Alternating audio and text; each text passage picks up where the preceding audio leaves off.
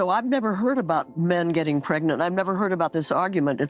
It must be some part of what you call the far left that is so minuscule that I, who am... No, Jane. What? It's not minuscule, and I'm sorry, you can't throw this back on us. I assume it's because you are locked into media that just never wants anyone in their audience to know anything sketchy about. In a recent episode of the podcast, what started as a casual conversation quickly turned into a sharp political clash. The host and the guest entered the studio expecting a relaxed discussion, but within minutes the tone shifted dramatically.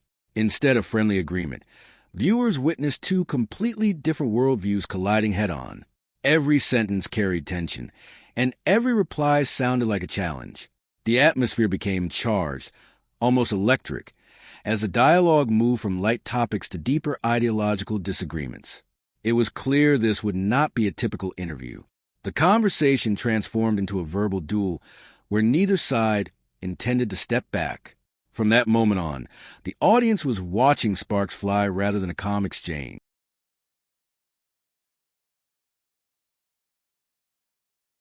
No, I don't. Well, I'm sorry, I don't. You've never heard that California is overtaxed and overregulated? That we are a one-party state where there's sort of no checks on that sort of extreme leftism. And The discussion about California became the first major point of friction. One side described the state as overregulated and heavily taxed, while the other strongly rejected that characterization. This moment highlighted a common issue in political debates.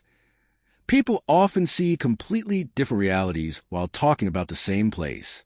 For some, it represents excessive control. For others, it symbolizes progress and opportunity. The confidence in their voices contrasted with the obvious gap in perception. It was less about statistics and more about personal interpretation shaped by environment and media exposure. The longer the exchange continued, the clearer it became that facts were being filtered through belief systems. Agreement felt increasingly the birthers, they became the Tea Party. There's about a third of this country that's very hard right. Of course they love Trump. When he left office, he had an approval rating of 34%. So he really only... When the topic shifted to extreme views, the debate moved into a more philosophical territory. One participant argued that radical ideas had become more visible, while the other insisted they were exaggerated fringe narratives. This exchange revealed a broader dilemma in modern politics, determining what is truly mainstream and what is merely loud. In today's media landscape, volume often replaces proportion. The conversation stopped being about policy and became a battle of narratives. Each person defended not only opinions but personal identity. That emotional investment made compromise nearly impossible. The tension kept building as mutual understanding slipped further away.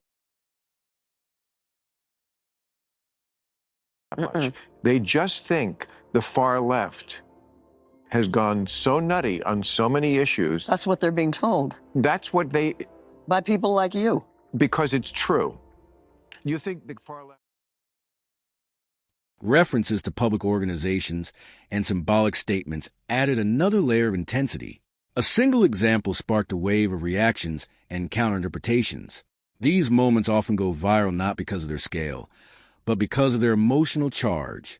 Public opinion is frequently shaped by how stories are framed rather than the raw facts themselves. Inside the studio, one example generated multiple meanings depending on perspective. Each interpretation sounded definitive, yet none captured the full complexity. It demonstrated how easily narratives can overshadow nuance. The debate became less about truth and more about perception. Far left. I mean, I could give you a million examples. Yeah, well, give me one. Okay, the NAACP. You think the NAACP is far Could I left? finish my sentence? Yes.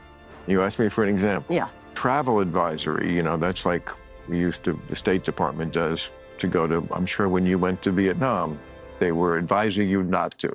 There's a war on. I didn't talk to them. I don't have no right. I know, but a travel advisory. Yeah. Today we have them for very dangerous countries. Yeah. Don't go to North Korea. Don't go to Iran. Yeah. You know where they issued a travel advisory? The conversation then turned toward biology, language, and social terminology, pushing the discussion into sensitive territory. One side emphasized literal definitions, while the other spoke about identity and evolving language. Topics like these tend to ignite strong reactions because they touch personal beliefs and social values simultaneously. What might seem like semantics to one person can feel deeply significant to another. The exchange illustrated how difficult it is to discuss cultural and scientific issues calmly in a polarized climate. Words themselves became battlegrounds. Neither side wanted to concede even minor phrasing. The disagreement showed how language shapes reality in modern discourse. Florida. Every day there's stories like that that just makes people roll their eyes and go, are you people nuts? Even if they don't matter that much, I don't think one person listened to this and thought, I can't go to Florida. But they just suggest something to the average person, which I completely understand, which is.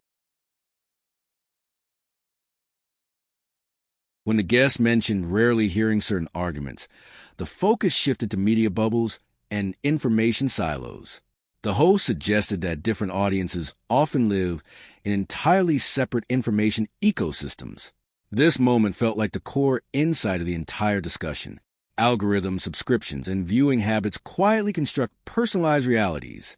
Two people in the same country can consume completely different narratives every day. Over time, this creates parallel worlds where mutual understanding becomes harder. The conversation highlighted how perception is often curated rather than discovered. The clash was no longer just ideological. It was informational. That kind of stuff. And I understand that a trans woman can get pregnant.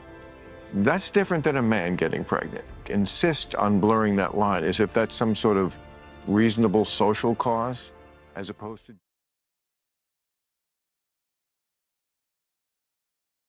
Debate over policing and public safety introduced a more practical dimension. Here, the conversation moved from abstract ideology to real-world consequences. One side viewed strong slogans as necessary attention-getters, while the other saw them as risky oversimplifications. Issues of safety naturally provoke emotional responses because they connect directly to daily life.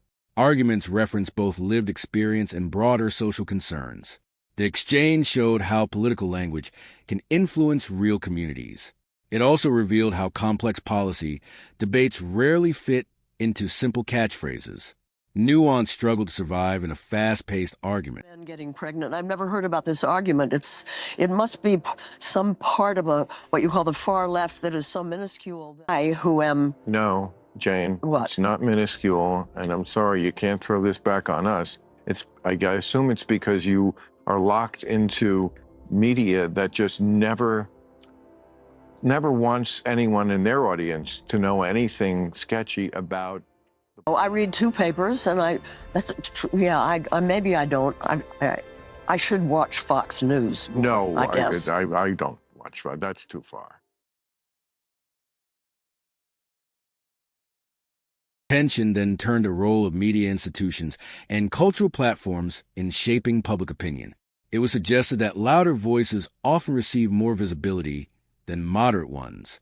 This creates an illusion that extremes dominate even when they may not represent the majority.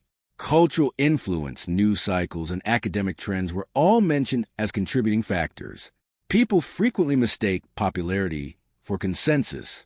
The studio conversation reflected the struggle over defining what is normal in society.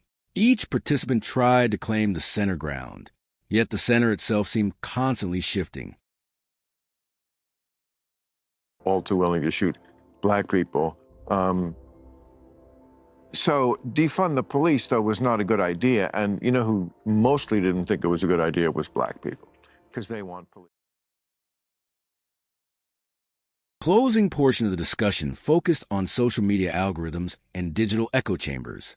There was rare agreement that technology significantly affects how people perceive reality.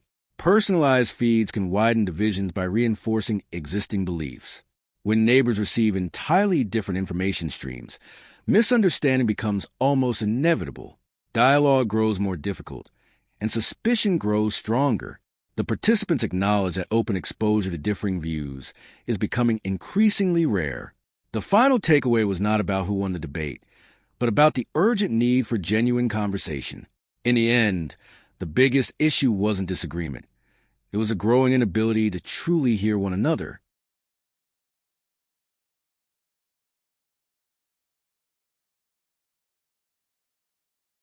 Democratic politicians were not for defunding the police.